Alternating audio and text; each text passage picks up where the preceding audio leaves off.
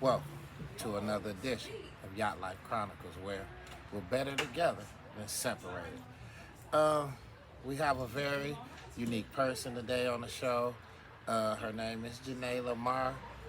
She's running for a circuit court seat, family related, and she's out here in the community and she's spreading the word, and she has a very good agenda with what she's doing, and she has a very unique story of why she's doing it. So first of all, I want to introduce you guys to her. This is Miss Janey Lamar. Yes. And can you explain to my viewers who you are and what you're doing? Certainly. My name is Janey Lamar, and I'm born and raised here in Saginaw. I am a graduate of Saginaw High School. Okay. I'm a Spartan. I attended Loyola University, New Orleans College of Law. And after attending law school, I decided to bring my talent back to Michigan. I am licensed to practice here in Michigan. I'm also licensed to practice in California. Some areas of law that I practice in include criminal defense, child and family, so divorce, custody, and support, which is related to the seat that I'm running for. I do some bankruptcy, landlord-tenant, expungements. I've helped people clean up their records. Right. And a number of things, a number of areas that I've worked in. Right. So you very broad with law. Yes, absolutely. Why is law so much of a passion of yours? Law is a passion of mine because pretty much when I was a young girl, I was about 11 years old, and my pastor, Dr. Byron Hayes at Word of Faith, told me that I would be an attorney. And so in my childhood, this was brought to my attention that it would be my calling. Okay. And so there was never a point in time in between the age of 11 and after college where I, really took it seriously. And so it got down to it. I tried to pursue other career areas. I tried to be a teacher, a social worker, right. And I did do social work. Just didn't fit your personality, huh? It wasn't what I was supposed to do. And so I took a stab at applying to law school. I took the necessary tests to get in, and it worked. And so I found myself at Loyola. I got accepted 2 weeks before classes started and made my way down to New Orleans, and the rest was history. That's what's up. So, man, just walk us a little bit through the day when you took that thesis. When you took that test to get your what they call it, your the bar exam. The bar exam, exactly. Yes. So I took the Michigan bar, and I was successful on the bar examination. I took it at Michigan State on the floor of the Breslin Center, and that's where we have our basketball games. And I remember that day very vividly. I'll never forget it. I was under pressure, under time constraint, and had to get through the test. And I just remember telling myself, I'm going to bring it home on the court where Spartans win. Right. So you used the basketball analogy to help you get through a test. Absolutely. That's what's up. Yes. That's what's up. And so you passed your first time. I did take it twice. Okay. And I'm not shy about that because, pursuing any bar examination is a challenge. And so mental barriers, psychological barriers, there are a number of things that could cause a bar exam to go left. Right. So I took it in July of 2017, and I was successful on that exam and made it through. And then I took my second exam for the California bar, and I was able to pass that bar. Some people have the opinion that it's the hardest bar examination in the country. Right. Do you feel that way? That was a very challenging bar, and it was nothing like Michigan. It required a lot of mental toughness to get through it. Right. And so, no, that exam wasn't easy. Right. So, and I mean, learning law is not easy. Learning your rights and your constitutional rights. And I learned. When I learned law, it became a passion of mine. Absolutely. Because as I was incarcerated, I learned law because of a lot of injustices that I was going through. But as I learned it, I learned that these were all the facts are at. Yes. Yep. Because I was thinking facts was over here. I say, listen, if you want to know your history, if you don't want to know about you know, what happened in the world, what, you know, these are all the facts right here. Yes. Mm-hmm. You know, and these cases is what set precedents for the court system to go on. Yes.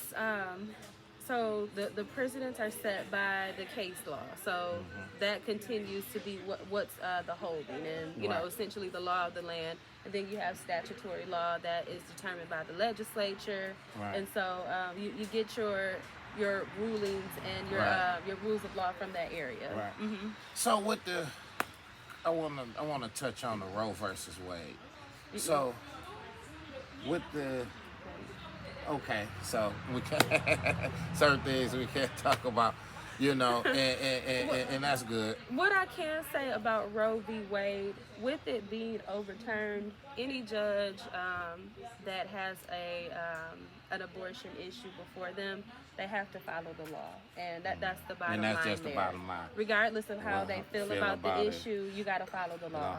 And that's the thing about law, because when I used to write a lot of guys' appeal briefs in there, is that you had to follow the law. Yes. You couldn't, you know, the appeal courts don't care about your feelings, they don't care about your emotions, they don't care about what you think. Only thing they care about is what constitutional right has been violated. Yes, what constitutional right has been violated, whether it's state or federal, and yeah, that's what matters. And how you mentioned your feelings don't matter, your opinions. It's about whether or not the facts line up with the law, and if there's relief that can be granted based on that. So. Right. And there's a word, it's in the 6th edition Black Law Dictionary. It's from the 1800s. It's called absurius non fit jury. Okay. Have you ever heard of it? I have, but remind me. Okay, but that's good. A lot of people haven't heard of that word. But what that word means is one who do not know their rights have deemed them abandoned. Okay. How important is it for us to know our rights? The importance of knowing your rights, it's a big deal because, for instance, if you have people coming before the court and they don't know what relief they're entitled to and they don't ask for it, you may have a judge that is generous and uses their discretion to help a litigant get through that situation. Right. But if you don't know specifically what to ask for, there's the likelihood that you are waiving a right, and once that case is closed and decided, you don't get to go back and redo it and ask over, because the case has been decided. It's been adjudicated. It's been adjudicated. And you know, Janey seems unique. She's a very unique person, and I wanted for her to tell you guys about the reason she started this. You know, because she's elevating. She's been on a journey. Yes. But she's taken her degree, her law degree, and she's taken her education and things that she know within the law, and she's taking it to another level. Yes. And she has a lot of confidence. You know, she's been in it for 5 years, and now here she is. She's running for a judge. She's running for a seat. Yes. You know, so I want to ask you, you know, in that short period of time, where did that confidence come from? Where did that passion come from to just do what you're doing? So, aside from me, you know, talking earlier about my pastor telling me that this was what I was going to do, I pretty much decided that I wanted to advocate for children on a different level. I worked in child welfare, and so I had some of the hardest cases where pretty much it was up to me to help protect children. Right. And so I did have a lot of court involvement when I was in child welfare, and I decided that, you know, I wanted to be a lawyer and do this. Right. And when I went on to law school, I was able to practice as a student attorney in the Children's Rights Clinic. And so my career has always been dedicated to children and families. My career has always been dedicated to service initiatives, volunteering to serve and to help people. And that's what I've always used my legal career for. Right. And so as far as the confidence to do this, I think that comes from my mother. My mother passed away when I was 16 years old, and she told me, you better make something out of yourself. And so carrying that in my heart, you know, not just in my mind, but in my heart as well. I also have a grandmother that has very deep roots in the Saginaw community. She's been an activist. She's been loud and outspoken about people having rights and about people being able to uplift themselves. Right. And so I'm considered a third generation servant, and I watched my mother, my grandmother, and my family serve and do it loudly and boldly. So you come from a family, a law family. No, I don't come from a law family. So I'm a first generation grad. I'm the first person to ever graduate from college in my family. I'm the first person to ever breaking barriers. Yes, to ever seek a degree in higher education. I'm also the first lawyer in my family. But speaking back to the confidence, I got that from my grandmother. My grandmother, she taught us to be cultured. She taught us to be involved in community and to be aware and to pretty much just get involved. And so that's where that comes from. And she's out here door to door, promoting herself, and for us to come out and vote for her and get these votes. And I want to bring her to my podcast, to my show, so you guys can get to know her and know, what's her agenda. Sure. You know what I'm saying? Because we have a lot of people that's running for seat, and they make us a lot of promises, and none of them get in the community and work with the people. And I mean, what are some of the things that's on your agenda? Sure. that you're trying to do as far as being able to help community, being able to help the community, help broken families, and being able to place kids in the right environment with parents or whoever the adoptee is? Sure. So I have had a lot of experience representing both moms and dads, and one of the issues that makes situations bad when it comes to families is the inability for moms and dads to co-parent. And so it shouldn't be an issue where a mom feels like a dad shouldn't be able to see the child, and a dad shouldn't feel like the mom should be able to see the child. Both parents should be able to get along, and that's in the best interest of the child. And so when parents are able to effectively co-parent and get along, and they're able to make reasonable visitation schedules, that just makes it better for the child. And in addition to co-parenting, what I also want to be able to do is make sure that the court is accessible. So a lot of my clients come to me after they're fed up because they can't file the petition that they need to, or they can't exercise parenting time. And so I want to make sure that the courts are accessible and that people understand the steps that they need to take, whether they have an attorney or not. And so that is another very important part of my campaign. People should be able to be treated fairly. People should be able to access the courts without spending a lot of money to retain counsel. And so, if you are rich or you're middle class and you can come out of pocket for a lot of money to retain an attorney, that's no issue for you. But to a number of people that have children, it's very hard to come up with that. And so anybody should be able to come into the courtroom. I also want to have a courtroom that does not feel scary. People are afraid to pursue their rights, and they're afraid to walk into court because they're scared. They don't know how they're going to be treated. They don't necessarily know what they're asking for because they're not stepping in the shoes of an attorney. They're just themselves. And there is a situation where the public is not educated about what they can do and the resources that are available. So I want to be able to point people in the direction of resources, whether it's pro bono attorneys, or whether it is a legal service that will help with filling out documents. Ultimately, it would be my goal for Saginaw County to have a public law library and a kiosk. I know that those are very big things, and so I can't promise, but it would be nice to have those tools available so that people are able to access the court. And to be able to access the courts and to be able to access those laws, because a lot of people are not law literate, and it's so important that we have the right counsel to represent us, because a lot of times people feel like if they don't have money, because this counsel pro bono, the counsel working with the state, instead of giving their best interest to the person. Yes. And so you'll see that situation in criminal court. And so anybody that's facing a criminal charge, they are entitled to an attorney. You're not entitled to an attorney in civil court. You're not entitled to an attorney in family court. And so, So you have to basically buy one or purchase one on your own. if you can't represent yourself, you do have to retain counsel. If you can do that. Right, right. Okay.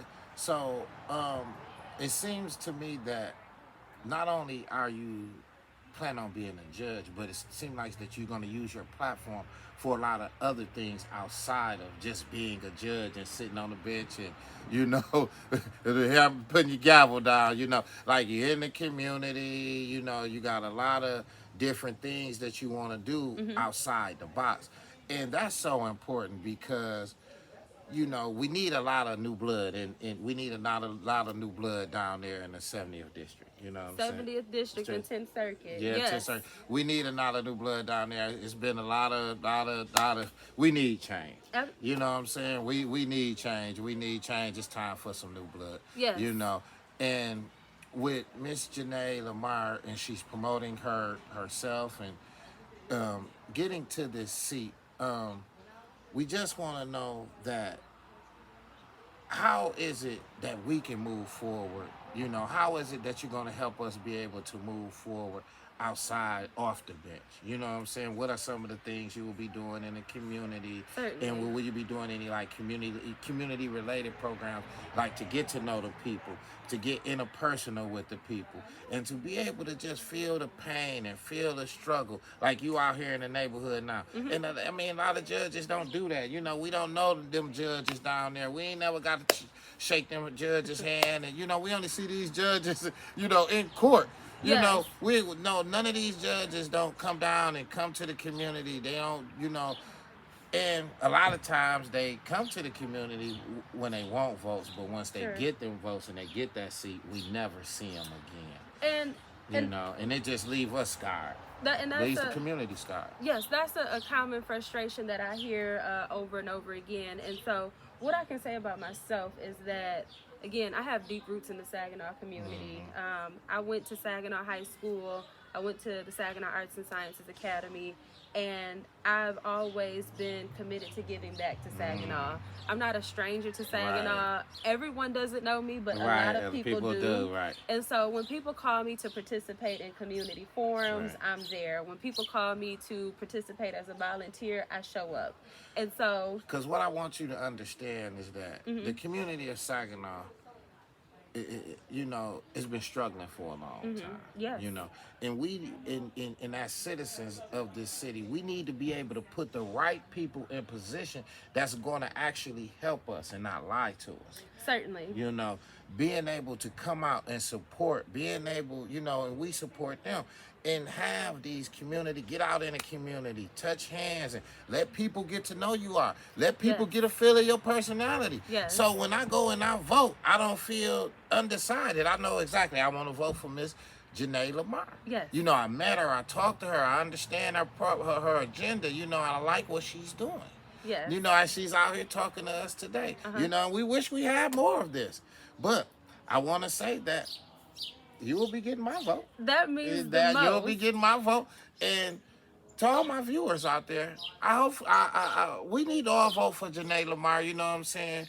Very beautiful personality. Thank you. You know, well-rounded. You know, gifted in law, and she's here to help. She's here to support. She's here to keep those families together that's supposed to be together. Certainly. So how is it, Janey? Janey, I want to just ask you that. Those families that sometimes just have to tear apart.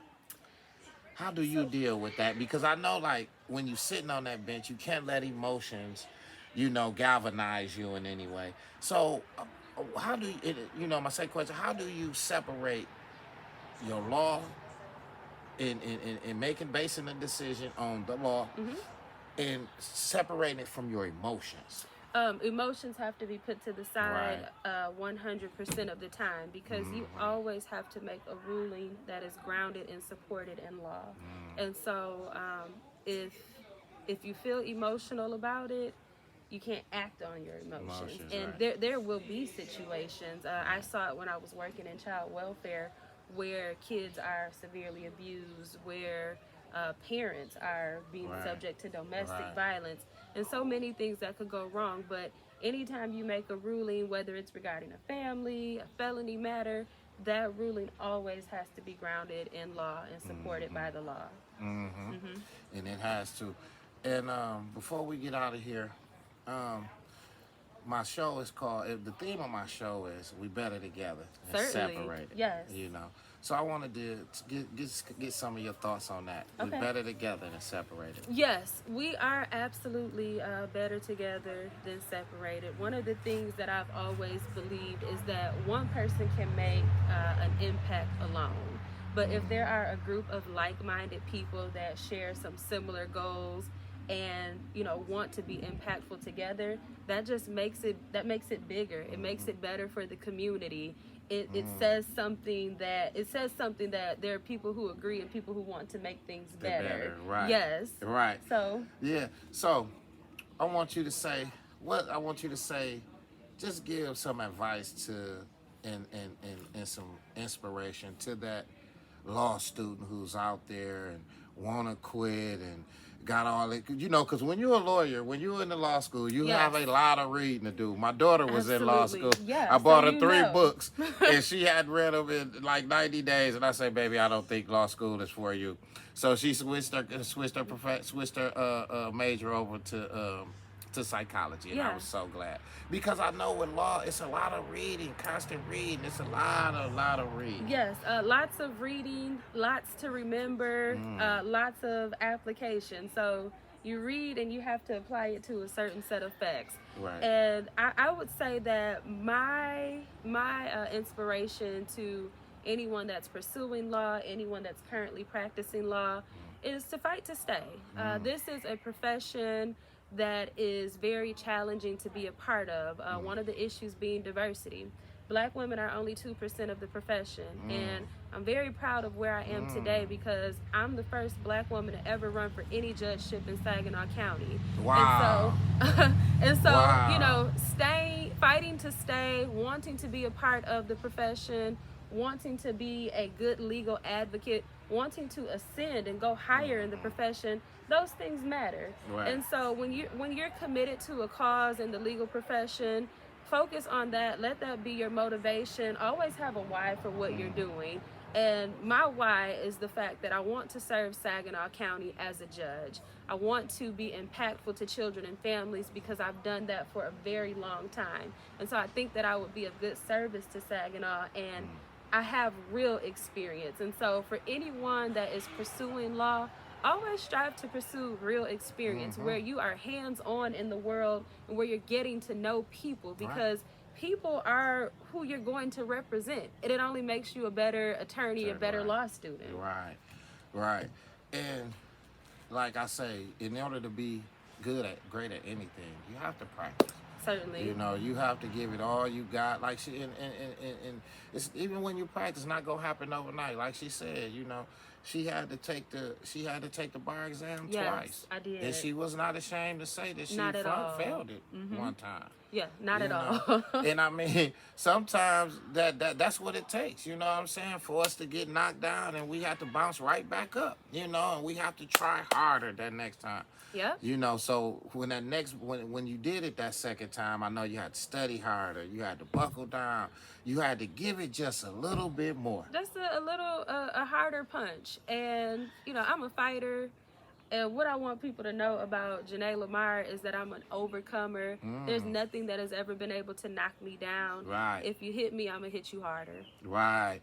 And from that failed bar exam to the one she passed, and now to her becoming, hopefully, the next circuit court family judge. Yes.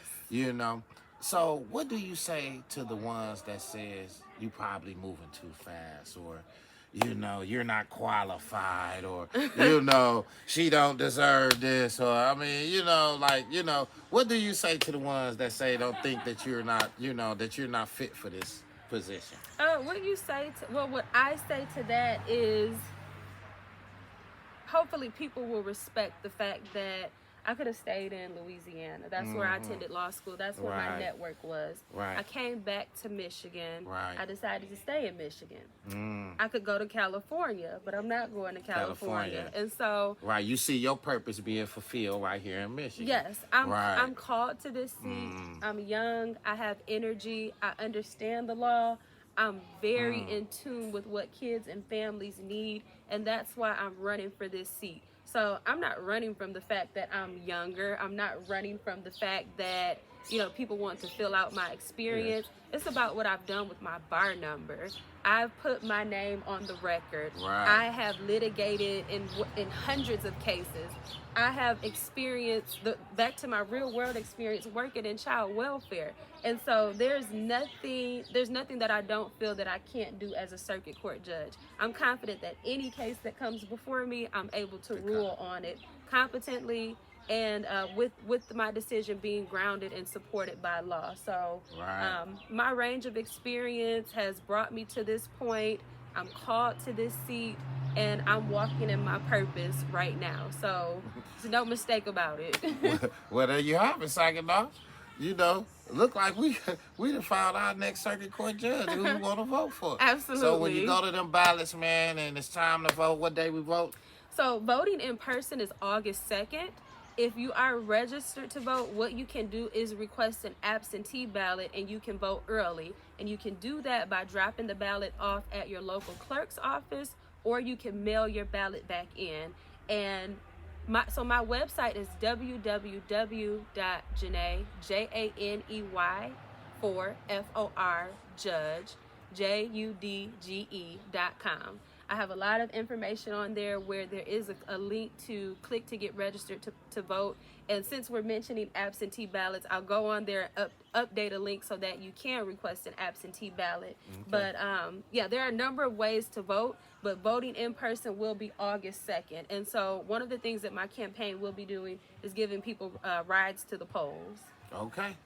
All right. And there we have it. You know.